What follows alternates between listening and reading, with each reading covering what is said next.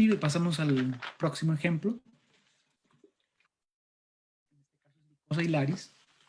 Para quienes estén interesados en ambientes, en agroecosistemas, pues este es un ejemplo. Tenemos a la arañita. Esta es una arañita que vive en Nueva Zelanda. Existen dos organoclorados, Basudin y Lorsban. Son los nombres comerciales. ¿Y qué buscaron? Evaluar las colinesterasas y las glutationtransferasas, que son dos hormonas, perdón, son dos compuestos que no son hormonas, que regulan, que son neurotransmisores, que regulan procesos neuronales en las arañas. Y evaluaron las respuestas subletales de estos dos insecticidas.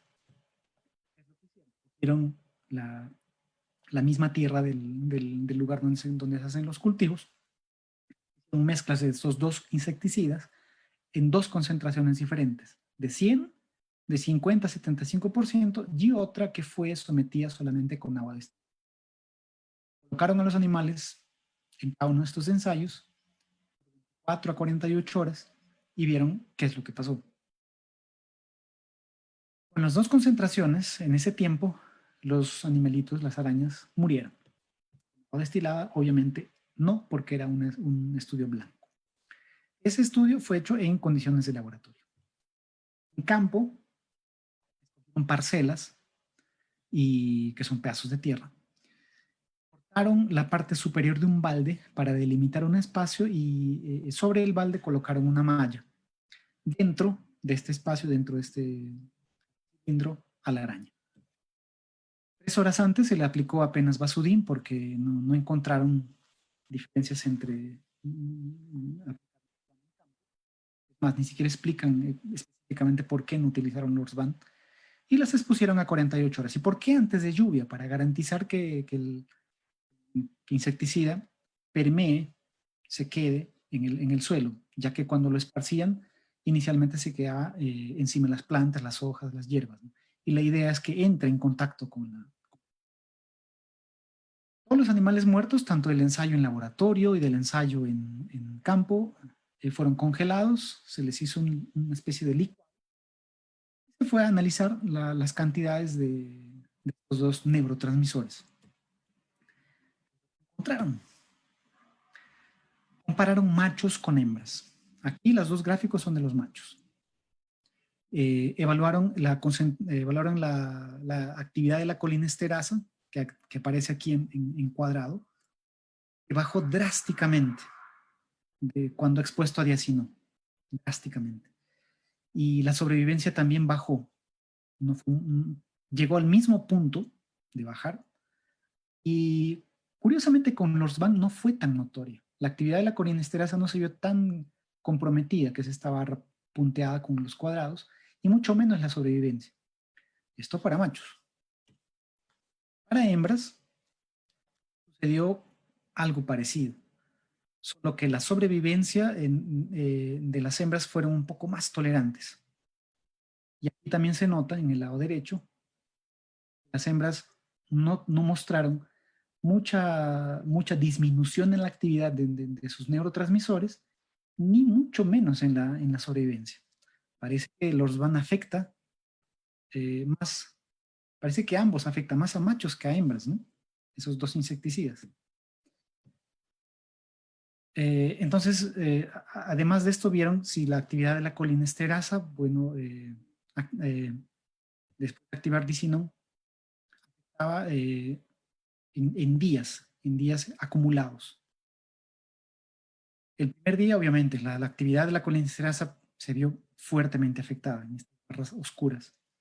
Y la sobrevivencia nuevamente no se vio tan fuerte cuando aplicaba dicinón. Conclusiones de ese estudio fueron que los machos, a comparación de las hembras, ellos eran mucho más susceptibles. Las hembras eran mucho más resilientes, es decir, más resistentes a estos compuestos.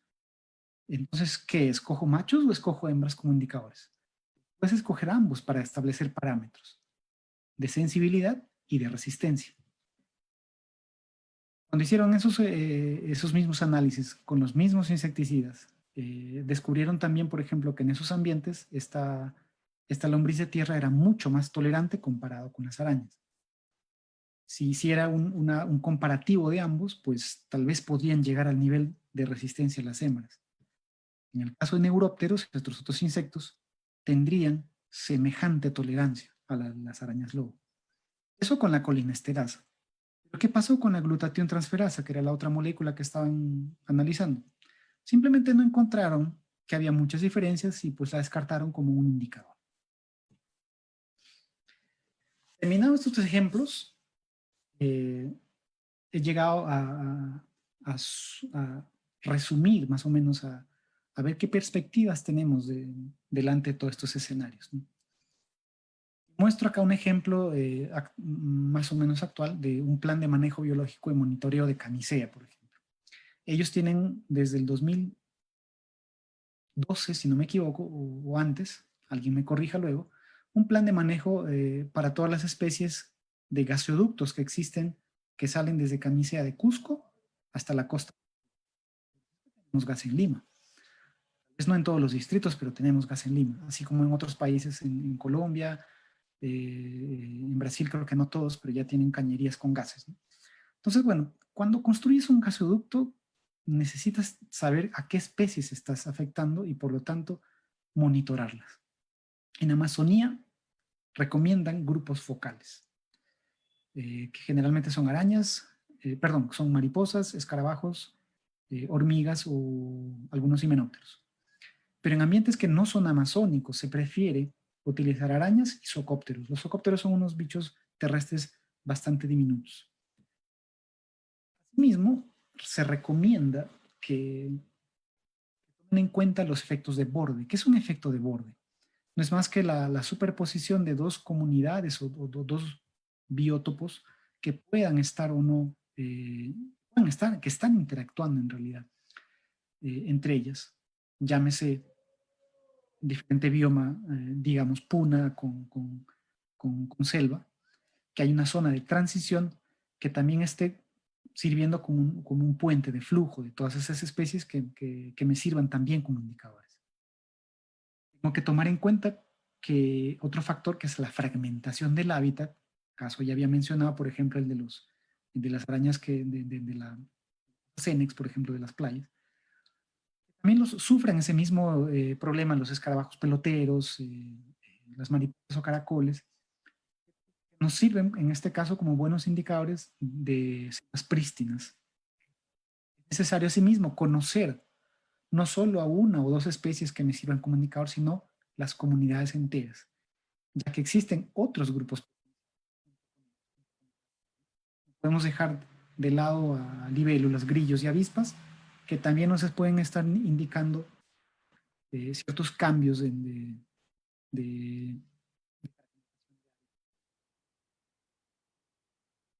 muchos de nosotros tal vez nos preguntamos, bueno, entonces, pero cómo es que los colecto? Tú ya nos mostraste al inicio que existen unas trampas de caída, que son vasitos o baldes, dependiendo del tamaño, que se entierran en el suelo, pero es que no todos se llegan a enterrar en el suelo y no todos los bichos, no todas las arañas son errantes. Muchas construyen, otras se pegan a los árboles, las tarántulas hacen agujeros. Entonces, necesitamos saber y conocer qué otras metodologías de colecta existen para todos estos organismos. Y uno de ellos es el Winkler. El Winkler es un tubo de tela con una malla que cuando coges cantidades de hojarasca seca, las vas cirniendo, sacudiendo, y todas esas partes, ese colado, se coloca en una malla, otra malla, que va dentro de este. Este es el extractor y este es el Winkler. Todo el conjunto es una metodología en realidad. Y este extraído de bichos diminutos, por gravedad van cayendo y depositándose en potes que se encuentran aquí con alcohol.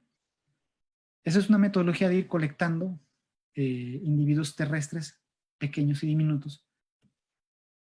Y estos son ejemplos, por ejemplo, de trampas de caída. Diferentes tamaños, diámetros, unos con techo para zonas lluviosas o muy calurosas, por ejemplo. Otras con caminos para direccionarlos. Pueden ser en B o que pueden ser en Para algunos insectos voladores o algunas arañas también les atrae a himenópteros, atrae mucho el amarillo. Las trampas amarillas son muy, muy comúnmente usadas. Y en unos casos, las malés, que también nos sirven para insectos voladores, para escarabajos, o nos puede servir que parece una carpita, ¿no? Todas estas paredes aquí de malla están. Colocas una bandeja, por ejemplo, aquí debajo, te sirve como una trampa de intercepción. Caen arañas, aunque no. Entonces, al final, ¿qué tenemos que medir?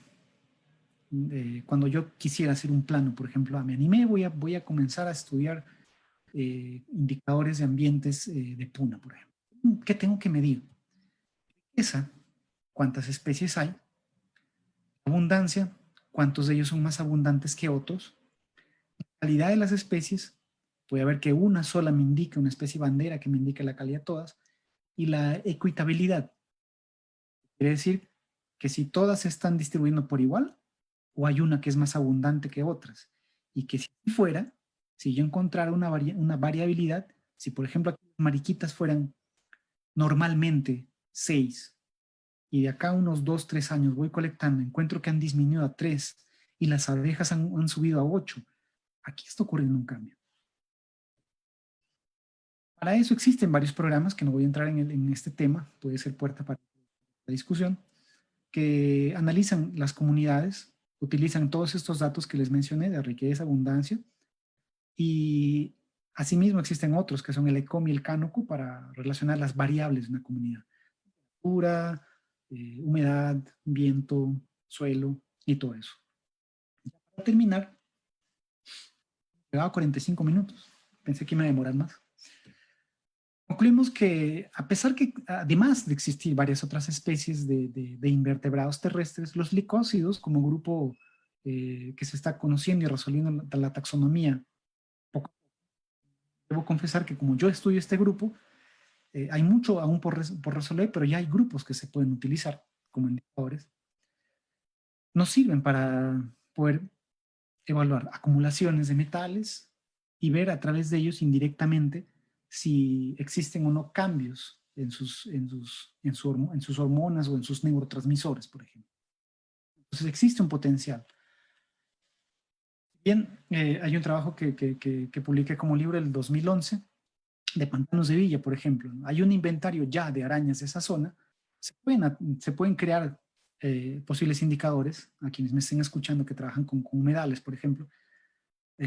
Posibles indicadores específicos con este grupo o comunidades de arañas a lo largo de la costa del litoral peruano para monitorar si hay o no cambios que nos puedan estar afectando, que nos interesen en muchos términos, turísticos, faunísticos, de conservación y de preservación. Estoy abierto, quedo abierto a las preguntas. Agradezco a Silvana, agradezco al Grupo Ecología Molinera, a la oportunidad que me han dado para poder darles a conocer, y espero haya incentivado y animado a muchas personas que tal vez no conocían, pero quisieran animarse a estudiar este grupo.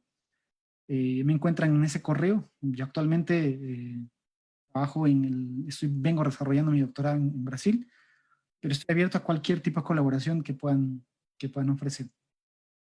Gracias, y Silvana, por favor, me abres las preguntas. Muchas gracias, William. Muy interesante toda la charla. A ver, voy a leer algunas de las preguntas que han dejado. Ok. Acá Yulka Itzel tiene dos preguntas. Dice, primero, en un ambiente donde se usan fertilizantes, ¿puede haber más géneros de licócidos? Claro, sí.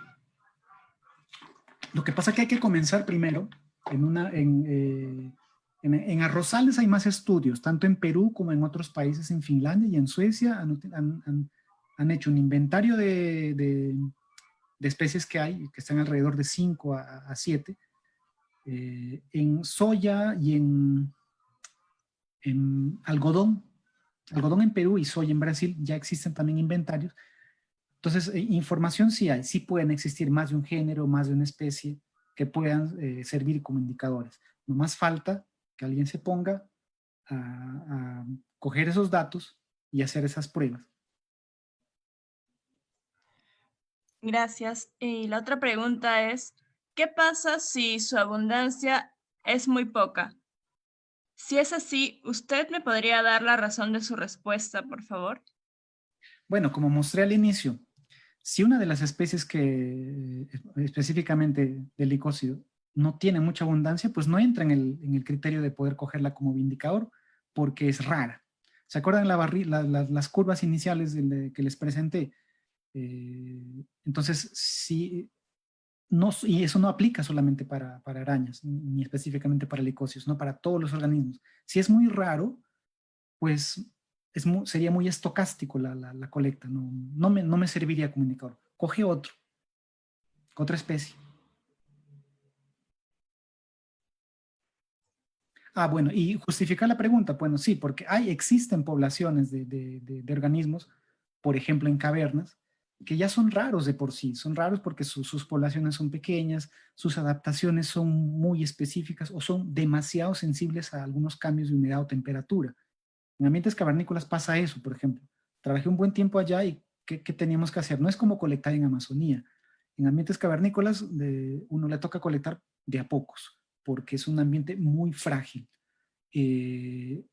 Sí, sí, y eso en el camino vas encontrando que diplópodos, opiliones, son tan pequeños y tan pocos, entonces los encuentras esporádicamente. Existen, sí, forman parte de ese ecosistema, claro, pero no me servirían como indicadores. Tal vez me servirían para colocarlos en algún criterio de la IUCN, obviamente con todos sus debidos estudios a largo plazo.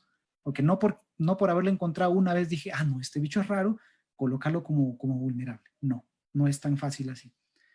Entonces, la respuesta sería que si es raro, no lo uses, pero para llegar a afirmar eso se necesita también bastante información. Gracias. Una pregunta más. Dice, ¿qué pasa con estas arañas cuando el ecosistema ha cambiado completamente? Pues la tasa reproductiva puede disminuir en el caso, por ejemplo, en la mayoría de los ejemplos que presenté, sea en el desarrollo o sea en la reproducción, van a ir desapareciendo poco a poco. O puede ser que estos cambios de acumulación, de falta de viento, de pesticidas, pueda favorecer a un próximo predador. Entonces, estaríamos viendo cómo afecta realmente la pérdida de especies por impacto ambiental humano directo. Gracias. Otra pregunta de Sarela Reyes nos pregunta en qué casos se han utilizado a los licócidos. ¿En qué caso? En todos los mostrados, en todos estos ejemplos que los he mostrado, ellos han sido utilizados como herramientas para poder acompañar o mostrar que hay o no cambios. Existe otro ejemplo de un no licócido, que es una tarántula, por ejemplo, Macrotele calpellana en España, que su tasa reproductiva sí se vio comprometida por la construcción de casas o de ambientes urbanos cerca a su hábitat. Entonces sí, no sé si nos acompañó o no fue claro, pero todos esos ejemplos son trabajos publicados que demuestran que ellos son potenciales y usados en algunos casos como bioindicadores. Sí, gracias. A ver, otra pregunta de Flaca Sinelli. Nos dice, yo quisiera saber si estos estudios relacionados al uso de agrotóxicos utilizando arañas como bioindicadores han llegado a tener incidencia en el campo de la medicina, es decir, si los han considerado como prueba real en contra del uso de los mismos. Yo diría que es una de las tantas evidencias, porque en cuestión de pesticidas, los organismos que más se utilizan actualmente son renacuajos, invertebrados acuáticos y algunos factores indirectos, métodos tradicionales de físico-químicos del suelo. No conozco si hay de estos trabajos de licocios directamente que hayan servido como evidencia o soporte para decir que estén afectando a las personas. pero sí sirve como argumento. Si las hay, me gustaría comunicarlas aquí en el mismo grupo cuando las encuentre, pero no tengo esa información. Más bien, me parece una buena pregunta para despertar más dudas. Gracias. Ahora, Marco Antonio Paredes nos dice, en muchas zonas agrícolas de la Sierra de Huánuco, utilizan fertilizantes e insumos para supuestamente obtener mejores productos.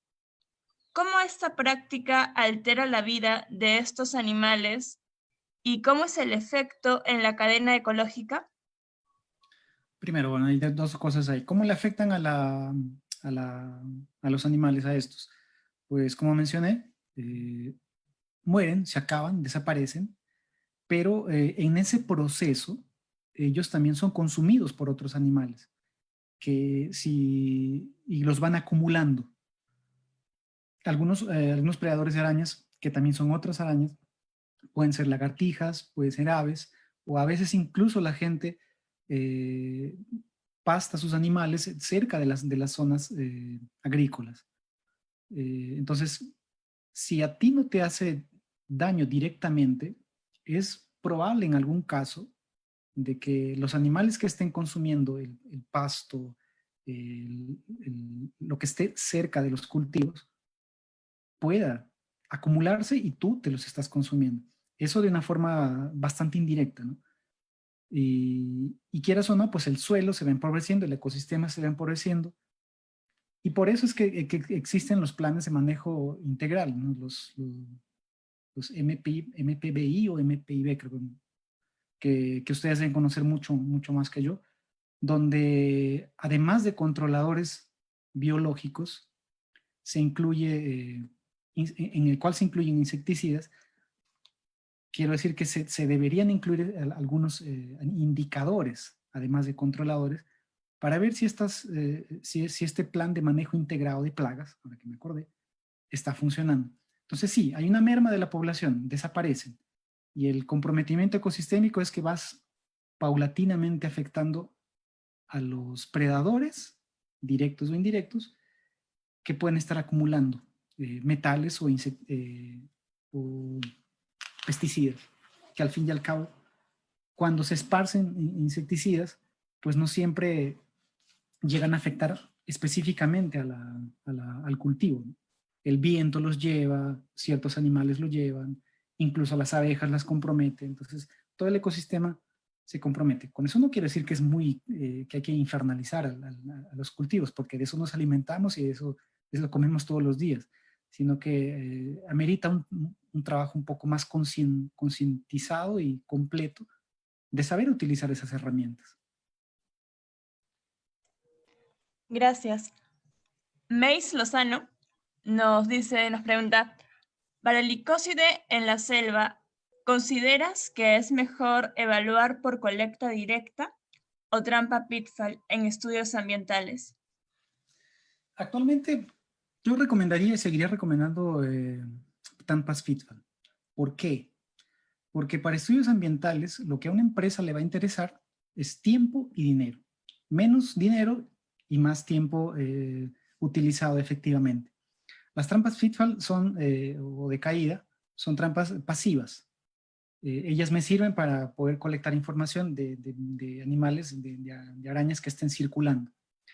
Debería complementarse, sí, con colectas manuales, que es lo que nosotros vinimos haciendo muchas veces que íbamos a los lotes petroleros tanto de Camisea como del lote 67 o de otras muchas zonas de Amazonas. Siempre yo recomendaba que se complemente, porque estos bichos, como son errantes, van a caer una hora en las trampas.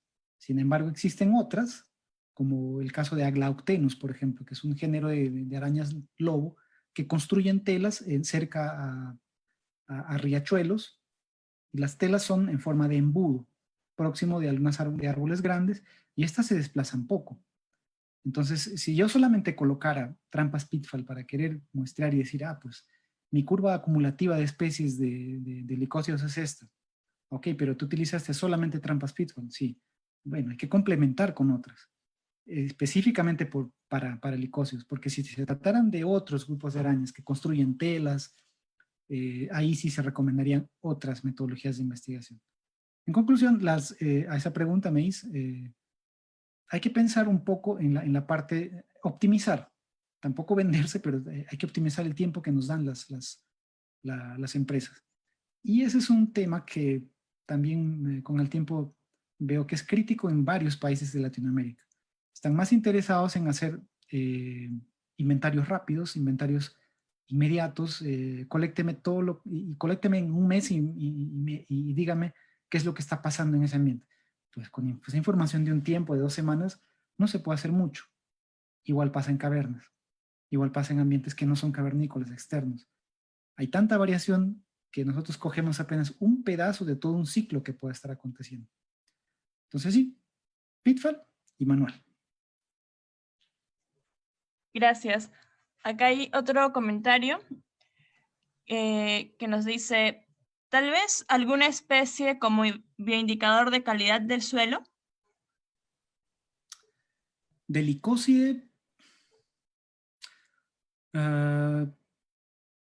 no conozco, pero tendríamos que, como recomendación, y esa es una buena pregunta, es que indicadores de suelo hay muchas otras formas, ¿no?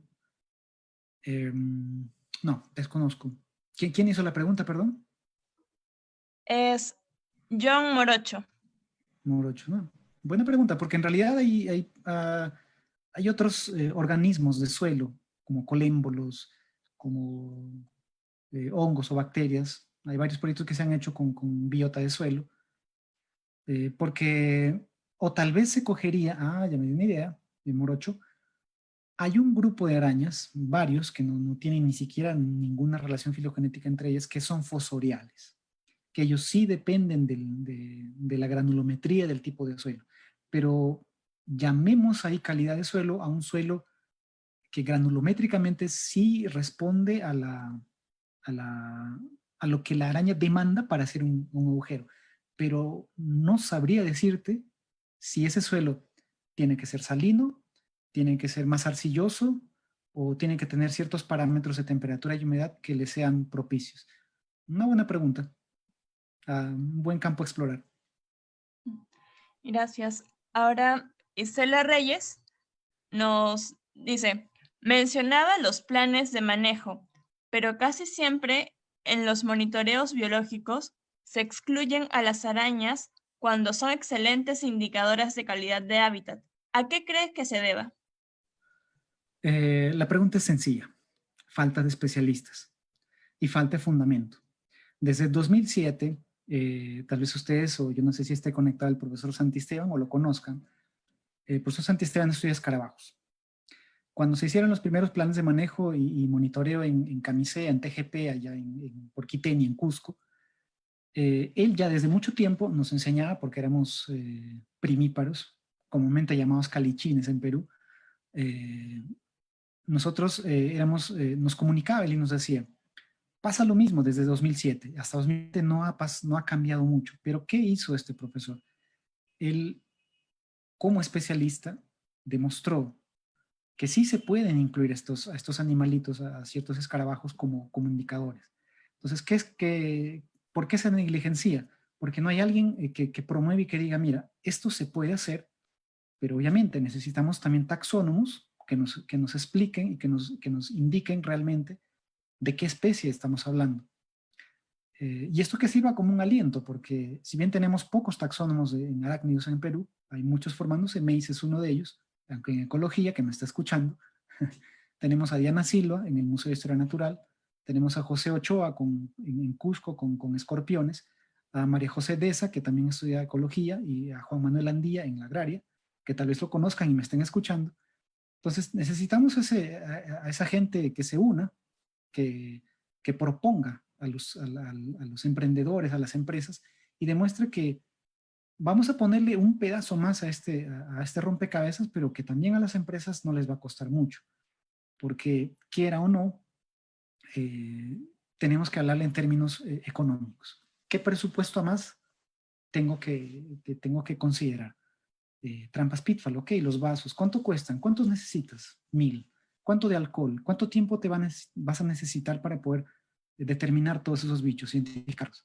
Necesito un estereoscopio, necesito una cámara, necesito bibliografía, tiempo. Eso, horas trabajo, hombre, cuenta. Entonces es por eso que no se han incluido a muchos otros organismos. ¿Y por qué se han comenzado, y por qué se incluyen hasta ahora la mayoría de vertebrados? Pues por eso mismo, porque desde mucho tiempo atrás se han venido estudiando con mucha constancia y perseverancia, y que infelizmente algunos son más bonitos, más amigables que otros, ¿no? Se me olvidó lo que iba a decir, pero bueno, eso es en resumidas cuentas lo que necesitamos.